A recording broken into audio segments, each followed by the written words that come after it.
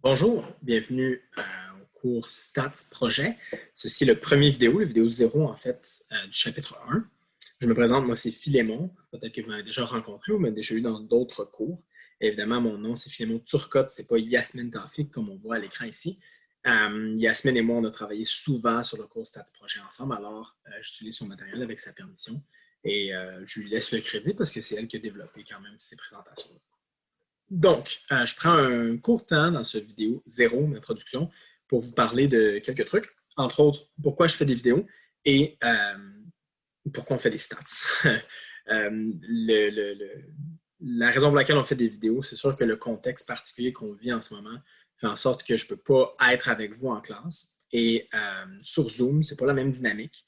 Et faire une présentation où je ne peux pas interagir avec vous, vous poser des questions, que vous répondiez aux questions, mais moi, je préfère que vous puissiez avoir accès à ces vidéos-là quand vous voulez et pouvoir les jouer à vitesse supérieure sur YouTube, fait accélérer, ralentir, mettre sur pause et le faire à votre rythme, puisque de toute façon, c'est impossible pour moi que ça soit interactif autant que je voudrais en classe. Par contre, je veux passer du temps en classe avec vous de façon plus interactive, à répondre à vos questions, à faire certains exercices supplémentaires ensemble. Et aussi, on va faire toute la partie Excel ensemble sur Zoom.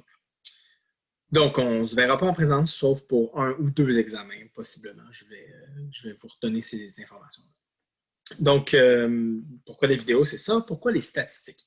Bien, les statistiques, c'est vraiment important en sciences pour être capable de comprendre comment on atteint des conclusions valides à partir des données et on n'est pas en train de simplement faire dire aux données ce qu'on veut qu'elles disent.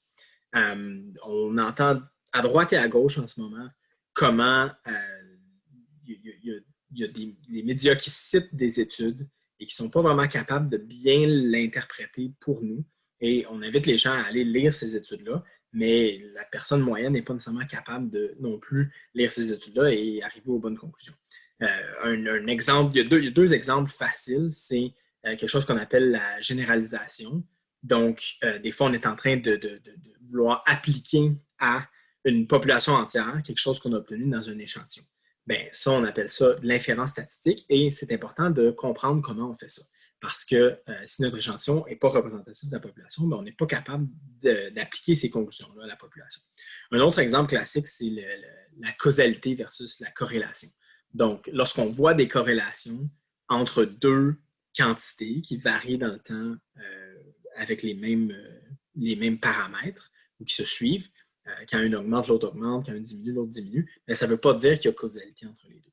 Donc, on va explorer ce genre de choses-là dans le cours de statistique et ça va vous servir vraiment de support pour être capable d'interpréter les données que vous allez collecter dans le cadre de votre projet de fin d'études. Donc, voilà pourquoi des stats. Ça, c'était mon vidéo 0 pour le chapitre 1. Donc, on se revoit au prochain.